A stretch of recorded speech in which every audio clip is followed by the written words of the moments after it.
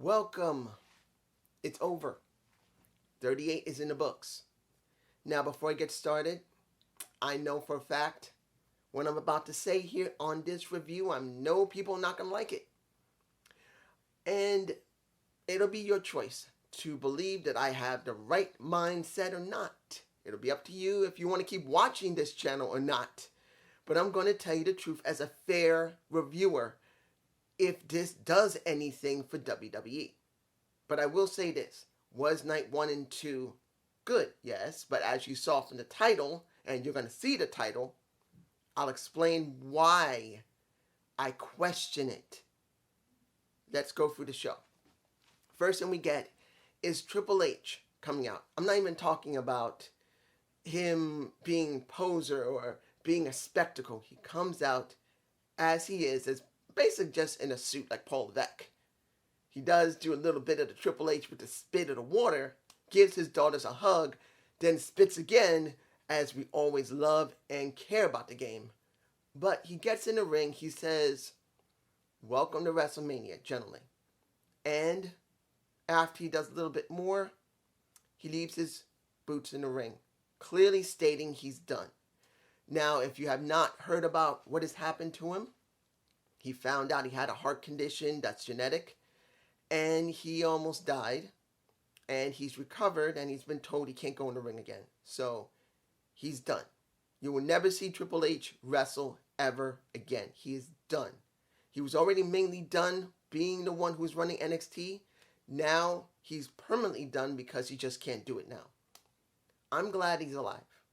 I'm glad that genetic defect in his heart has been corrected, and he'll live a long, healthy, happy life. That's what I care about. I care more about you being alive than wrestling. Flat out, that's what you get. Now, first match that we got was a triple threat? Yes, a triple threat for the Raw tag team titles. Street Profits versus Alpha Academy versus the, RK Bro. Was this important? No.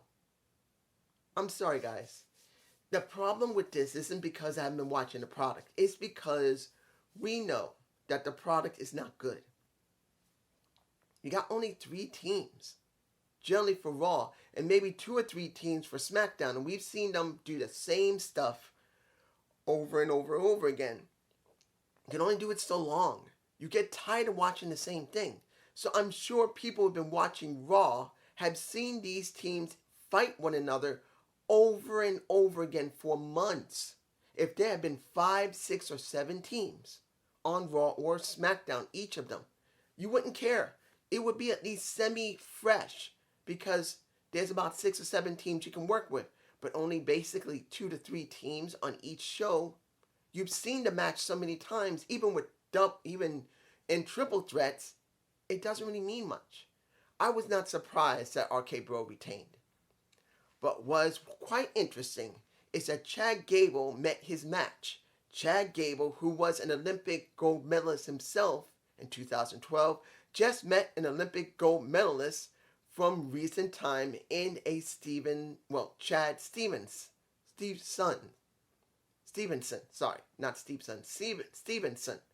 And he made it clear on Twitter, that name of yours ain't lasting.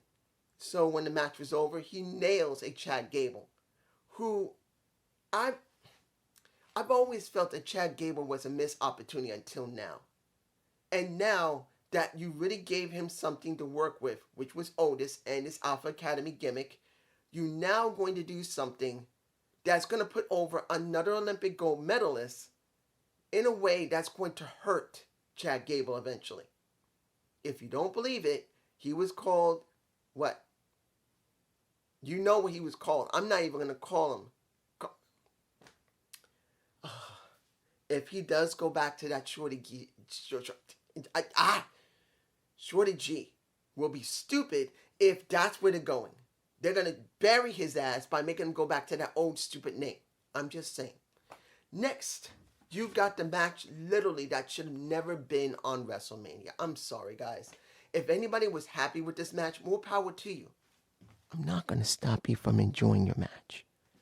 But Omos versus Bobby Lashley, a guy who supposedly was injured and needed possibly surgery. Possibly. It was a question if he needed it. There's a good possibility he still needs rehab and that he should have not come back. Or surgery. I mean, no. Did they say he needed surgery? They said he might have needed more rehab than surgery, but it was a question.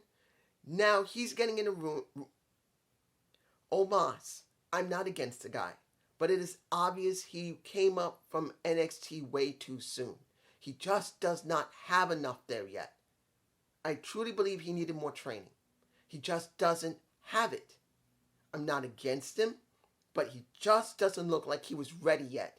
And they just threw him in there on a match, the second match of the card of WrestleMania that could have been for the US title or the IC title. I repeat that again. The US and IC title was not on the damn show. Nothing. And you're willing to put Omos with Lashley as the second match of the night instead of a IC or US title match to give who? The ones who hold those damn titles something to feel like they were important. I'm sorry, it doesn't really matter who won. It was Lashley who won. I can see it from my notes. I don't really care. Who cares? It was a foolish thing not to put the other titles there because then Ricochet, who I know is the the IC champion, and who is the US champion right now? I can't remember. I don't know if it's Damien Priest. I'm not sure. It might be. I might be wrong. I don't remember who is the current US champion. But why not put one of them there? This made no damn sense. I'm just saying. Now, I'm going to talk about the Hall of Fame. And I did talk about it yesterday. But they did mention, again, the Hall of Famers. But they weren't out there. You did not see Queen Sharmell. You didn't see Vader's family. You didn't see Gaspar's family. You didn't see the Steiners out there.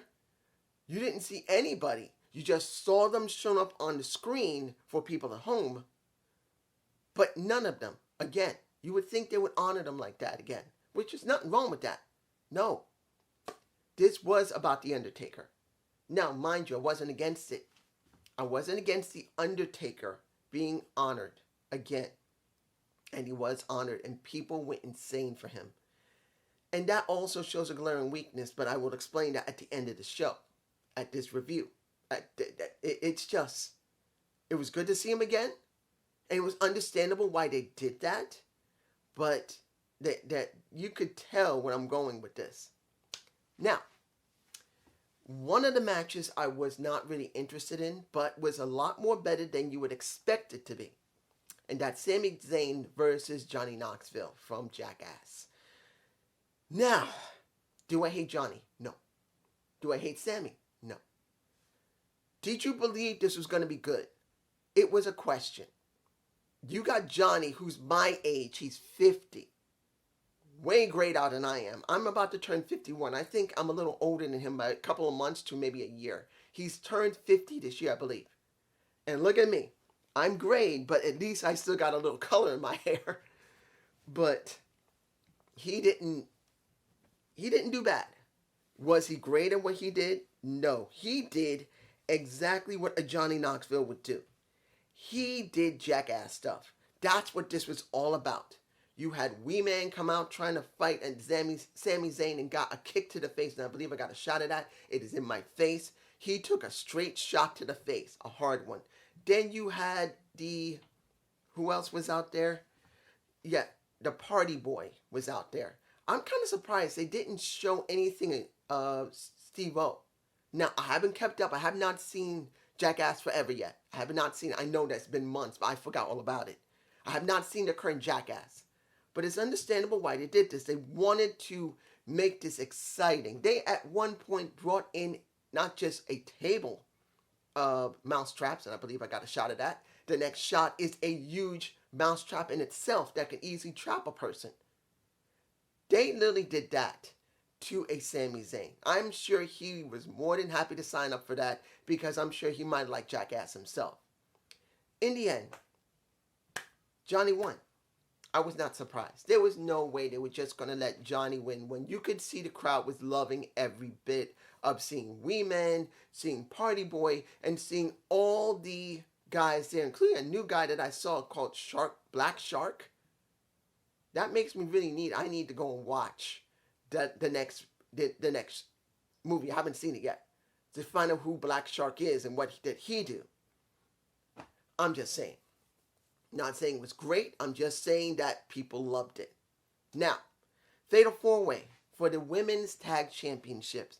Zelina and Mella's titles versus a... Let me give it to you like this.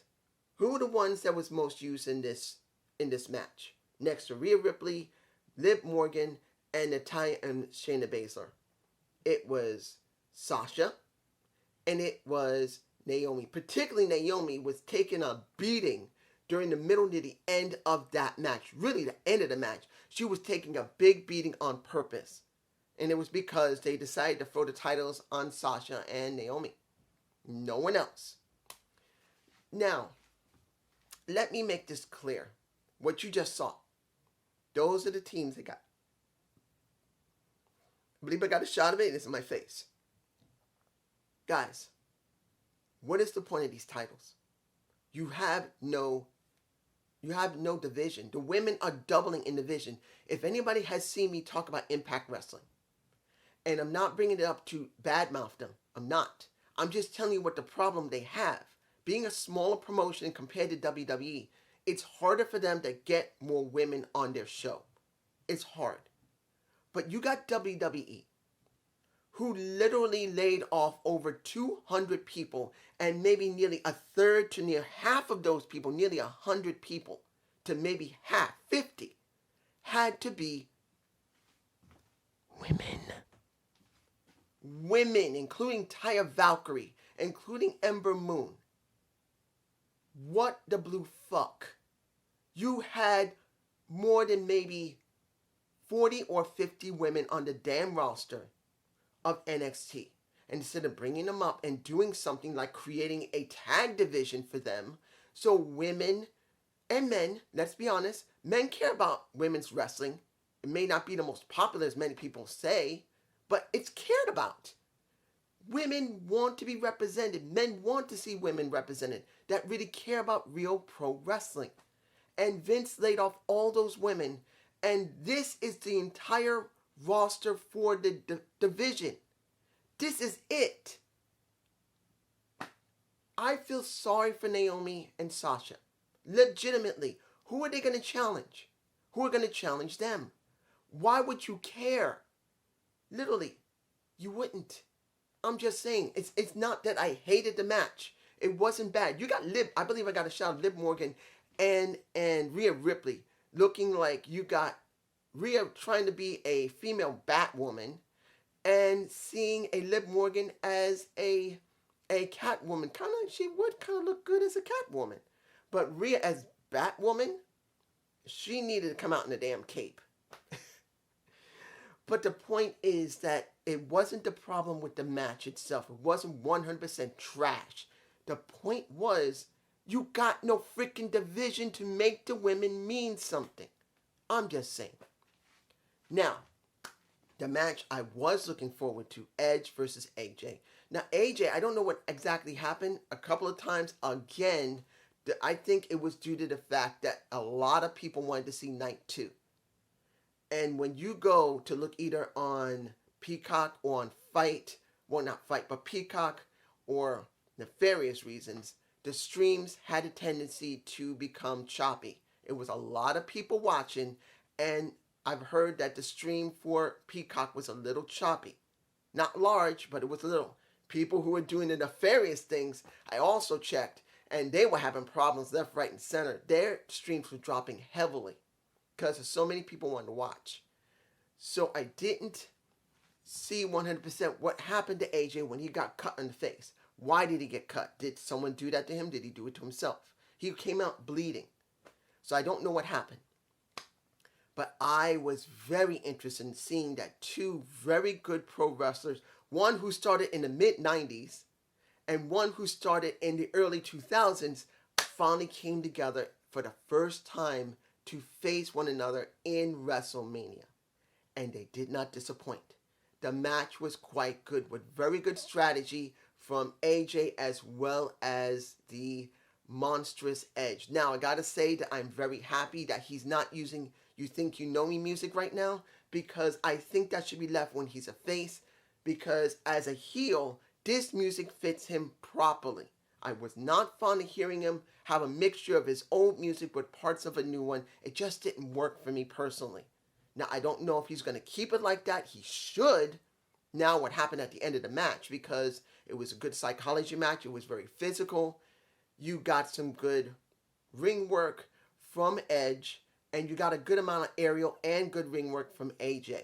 Now, once Damien Priest came out, who distracted AJ, you got a win for Edge. And then you see Damien Priest get into the ring and stares at Edge. And now you got a new protege for Edge, which I'm fine with. Yes, something that WWE does not do frickin' properly. They don't use a frickin' legend to start teaching and putting over younger frickin' talent. It has been frustrating in WWE that you barely see anyone who maybe could still go in the ring or maybe not actually help to put over younger frickin' talent. Vince wouldn't do it. Or they don't want to do it, counting if they did it. If they're acting like that. So either they won't do it or Vince won't do it. Here, you see Damien Priest working with Edge. That could be a very good showing. It could actually be a full circle for Edge, because the way the music sounded, it sounded like he was in the brew again. The brew. Not brew. I forgot the name of how to pronounce it, because I didn't see much of the brew. The brew. Damn it, I can't remember the name of it. I don't know why. But it was biting off of vampire stuff. And seeing that he may be doing this full circle with a Damien Priest who has a kind of a dark look to him, it works perfectly. So question will be, and I will bring this up later in this review, what now? Now, next, we got another match I really didn't care that much about, that didn't have any stipulation, that didn't have any title. It didn't really give something substantial, even though people were kind of cheering to a certain extent. And you got Holland and Sheamus with the Butch, the former Pete Dunne, versus New Day, dressed generally like Big E. As you already know, Big E Langston. Big E has a broken neck because of Tom Holland by accident. He didn't mean to hurt him. He dropped him on his head. He broke his neck, and he's out for the next couple of months, easily. So they decided to wear nearly the same type of ring attire, the same type of boots, the same type of jacket as Big E. It wasn't inspired as, who was it? Braxton had said, Brian Saxton, because, almost forgot. Brian Saxton, after what happened with the Fatal 4 match for the women, took over for a Corey Graves, who was working with Michael Cole. For some reason, after Mella was finished, after she lost her titles, something happened to a Corey Graves that he went like this, and he left. Something happened. I don't know what. Hopefully everything's all right. If Mella didn't get hurt, or maybe he got an emergency or something. So I don't know what it was, because he did not return after that. He didn't. As far as I remember, he didn't return after that unless it was, what was it, during the night, I think? Later in the night, I think he might have came back, but he was gone. So, what was this match? Filler. It was filler. This is where you could have put the US or the IC title. A novel fucking concept. Another match, like Omos versus Lashley, made no sense. You could have put the IC and US title there.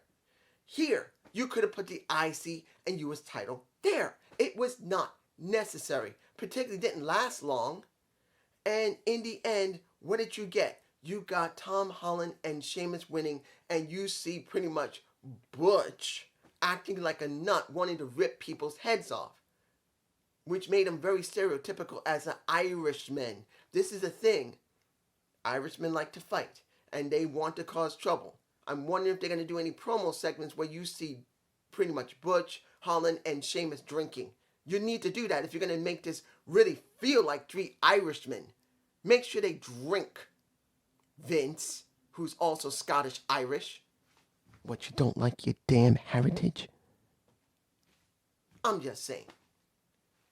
This was a match I was very curious to see how it was going to go. Particularly what happened with Pat McAfee versus Adam Cole in NXT. When he did a takeover. I can't remember the name of it. But he did quite well there. It wasn't like he was perfect there, but he did actually a decently good job. So going against Austin Fury, I was curious to see what was going to happen. And guess what? He's in my face. I believe I got a shot of Vince. He decided to strut his little 76-year-old ass, which, understand, I was born July 27th. Vince was born August 24th. He's only a few months after me, even though he's way older than me. He's 1 month, not a few months, about a month or so ahead of me. So soon, he's about to turn freaking 77 years old. And I'm going to be bringing that up in a minute. He poses with a Austin Fury. He takes a selfie with him. He sits down at commentary along with Brian Saxton and a Michael Cole who is really, guys, the one thing I really like, next to how Pat McAfee did, because the video pack was good about him, Austin Fury video pack was good, it was Michael Cole's interaction on the mic that he made it very clear, I am very biased. And you could hear the biasness not only in his voice, but the true excitement. When people said that when Pat came in to work with Michael and reinvigorated and made him love the business again, he wasn't kidding. You could literally hear truly how excited and happy he was for Pat to be in the ring. I think they really are truly best friends.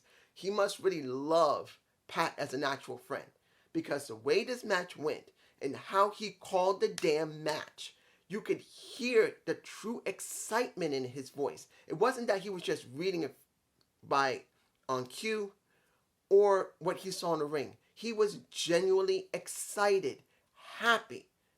It really felt like he cared. By the time near the end of the match, you can truly see how happy he was, especially when Pat won. He almost threw his voice out how excited he was. You can hear Brian saying, hey, okay, he is so excited. You can see him standing when Pat almost had one good pin. You can see him going like this, and you can literally, he knows he wasn't going to win, but he could feel it. And you could see the freaking excitement on his face, even from distance. He literally was happy. And when he won, he almost sounded like he threw his damn voice out. And Brian Saxton had to calm him down because he was legitimately excited. But then, Vince goes over to a Austin Fury angry. Not too happy with him. But then you see Pat calling in Vince to come in the ring. Come on. Come on. And then you see a couple of shots I think I got of Vince. And his 76-year-old ass trying to show off, taking off his jacket, seeing the sweat flop from his armpits. And look, I'm not good. I don't got no guns. Whatever guns I had when I was working back in 2010 beforehand, they gone. I'm just anti-M. I'm anti-M, as you can see. And you seeing Vince McMahon at the age of 76 take off his jacket, take off his tie, take off his shirt to show the tight tank top like he always used to wear, and you see total atrophied on his arms. Yeah, he's got some level of muscle. There ain't no lie about that. Vince does have some level of muscle. Well, more than me, let's be honest. He can still walk. He can still be active, unlike me with my condition. That makes me disabled. I just can't work no more, no matter how much I want to. But him getting in the damn ring, and the ref was already there waiting, I'm going like, oh no. No. Vince, no. No. No. I do not want to see Vince in the damn ring.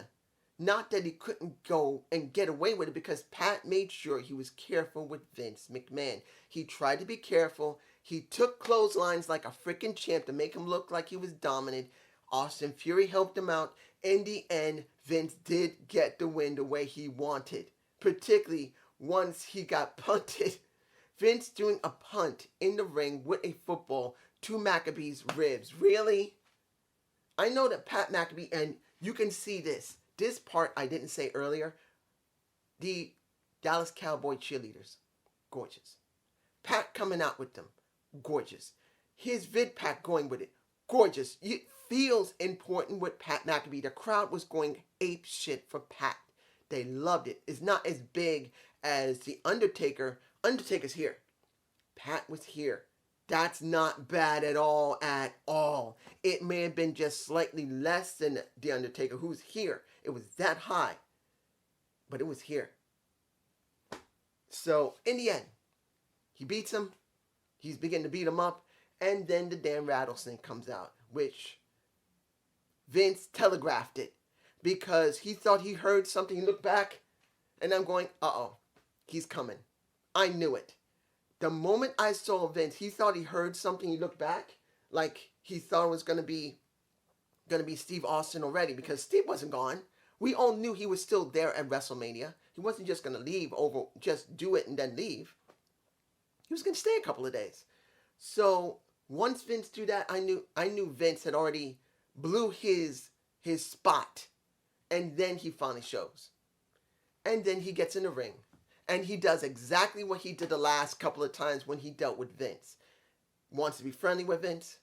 Give Vince a beer. In this case, it's his own IPA that he specifically went to a brewing company, had it brewed exactly the way he wants it. Vince tastes it. He likes it. He gulps it. And then looking so bad that when the fake kick went to Vince's solar plexus, Vince lost his damn balance, went straight back like this, totally lost his balance, and then literally doing the stunner, he collapsed so badly.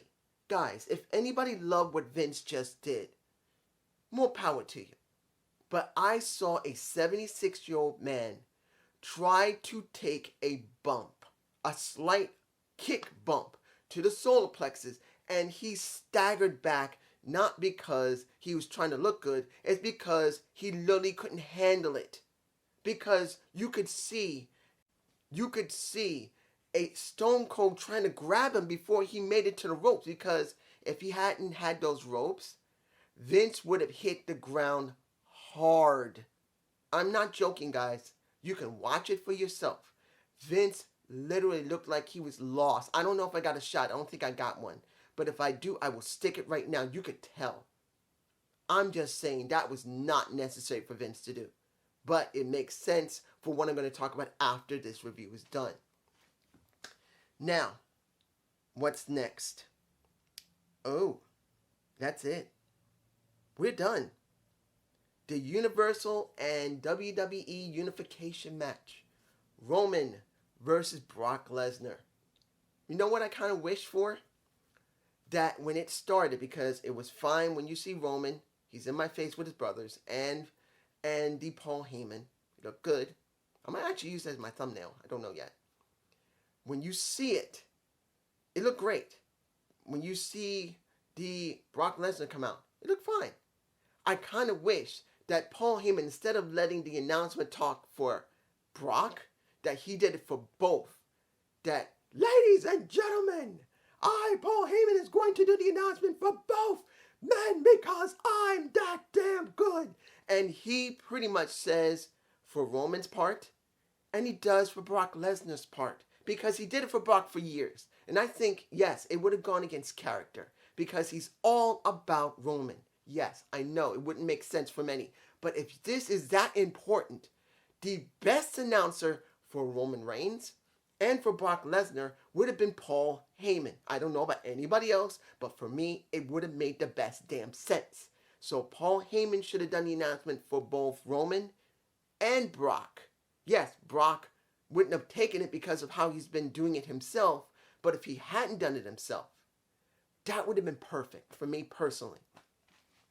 Was the match good? It was fine. We got several suplexes. We got several Superman punches and several spears. But in the end, you had to have Roman win. He had to cheat. And once you see that Roman speared not only Brock but the ref by accident, and then he realizes what's going on, he takes not only the title to the head of Brock, but he also numb shots him right up the nuts. And in the end, you're now undisputed WWE Universal Champion, not undisputed WWE Champion. They decided, unless they're going to change it back, they're going with the Universal title. They're retiring the WWE title and now making it the title. That's interesting. Historically, for now, 30, 40 years, the WWE title or WWF title has always been the dominant title. When Ric Flair came into the WWE and brought his title, they always made the WWE title or WWF title the main title. The Universal title was the side title. They retired the world title and used the Universal one.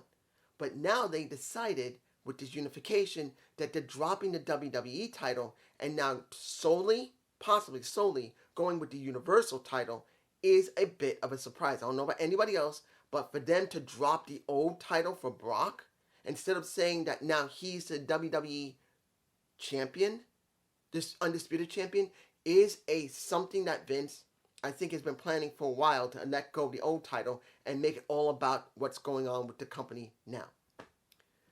Okay, the review is over. Was overall night 1 and 2 good? Yes. Night 1 was good. Yes, there was only 3 matches that mattered. Night 2 was good, and pretty much we had maybe the last match, the Pat McAfee match, and the AJ and Edge match. Pretty much the same thing again. Only 3 matches mattered. Everything else could have been removed. Yes, you can say what happened with Sami Zayn and Johnny Knoxville would make 4 matches, but I'm talking about 3 actual physical wrestling matches. 3 matches of actual wrestling. Because when you see last night, the night before, because now the night before is now Saturday, today is now Monday, because this is done past 1 o'clock. Logan Paul with The Miz was an actual standard match. So I don't count it as a great match, but it was okay. The ones that mattered were the ones from that night. So we had 2 nights and 6 matches between them that were actually good with, let's say, an extra 1 from each that was questionable, okay, that were celebrity matches. So you could say 8 matches, but 2 of those 8 were questionably great matches or good matches. Now, here's where I know people are not going to like what I say and maybe never see me again or complain down below, and I won't care, because this is the truth. You guys, and I know everybody and their mother who are doing podcasts, if they're not still doing them now, have already finished, they're going to say that this was the greatest WrestleMania they've seen in years, 1 and 2. It doesn't make a difference. Combine them both, you got one of the best WrestleManias in years. I agree. And that's the bad thing. Guys, in the last 10 years, how many WrestleManias you can honestly say were great? Good? Maybe. Bad? Yes. Great? Very rarely. The last 10 years. Very few. And always, it didn't matter if it was really bad, maybe okay to good, or great. What happens after that? This is where you guys don't want to hear this. And I know from the comments I've seen, some people believe this was really good. Some people say it was okay. One person said that this is the most best 9 out of 10 that now, supposedly, since this person does not like AEW, that WWE is in the going up and the decline of AEW is coming soon. That person's a fool. Because when it comes down to it, what makes WWE is not their pay-per-views. It's their current shows. Look where they're at. Yes, SmackDown gets maybe 1.8 million people watching weekly. You get WWE's Raw, 1.6 maybe, 1.5 to 1.7, sometimes 1.6 most of the time. You got a majority of the fan base still very upset on how bad the company has treated their wrestlers by getting rid of almost 200 of them. No, 200 plus, including regular employees who either set up the ring, do makeup, do lighting, run the vehicles, in other words, to attract the trailers, executives. It makes no difference if you like them or not. They've gotten rid of more than 200 plus people within 2 years, from 2020 until now. And they're going to be getting rid of more people now WrestleMania is done, because we're not finished with the second year. They're going to get rid of more. So that means 220 maybe, or 30 people in the last 2 years. This company has not shown good showing for its people and to its fans. And seeing a good WrestleMania, where some people say this is a great WrestleMania, me, I say it's a good WrestleMania. And I can understand why they say it. I can agree that for many people, this will be a great WrestleMania that has not been seen in years. We have not seen a great WrestleMania, or a good one for that matter, in years, counting outside the pandemic. But, and I say this as a but to anyone who hears this, and you know what? Give me a good reason why I'm wrong. Not one that's woke. Because whoever speaks, you're woke. Like that. When it comes down to it, we've seen this before, where they may come out with maybe a good pay-per-view for WrestleMania. Maybe. And the end, when we see Raw, within the first couple of weeks, is a piece of trash. Trash, guys. You can't justify that. It doesn't make a difference. You get a great WrestleMania, or in my case, a very good 2-night WrestleMania. You still get the same damn thing on Raw, SmackDown, and now the new NXT 2.0, where most of the wrestlers are now going there to try and prop that up. You get the same stuff over and over again. Yes, we got Cody Rhodes there now. Does that mean we're going to get something new and exciting? Yes. But the question is going to be, how many months will it be before he drops off? Because no matter how much he gets his contract, which could be maybe 1 year, 2 years, 3 years, maybe 5 years, whatever they're paying him, sooner or later, he's going to end up like everyone else. That is what we know. Not because I say it. It's because what they do. Unless he is only doing it as a part-time worker, like a Brock Lesnar, like an Edge, like a Bryan Danielson, or Daniel Bryan when he was working there, like Undertaker, when he was working a little bit before he finally ended and retired. Unless he's doing a part-time gig, he'll be on the show every day, every time. And in the end, he will end up, and he'll end up like everyone else, 100% doing nothing eventually. We will get the same garbage. Now, mind you, when it comes to WrestleMania Backlash, there's a possibility of a Logan Paul versus Miz match. I don't know if it will happen, but it's a possibility.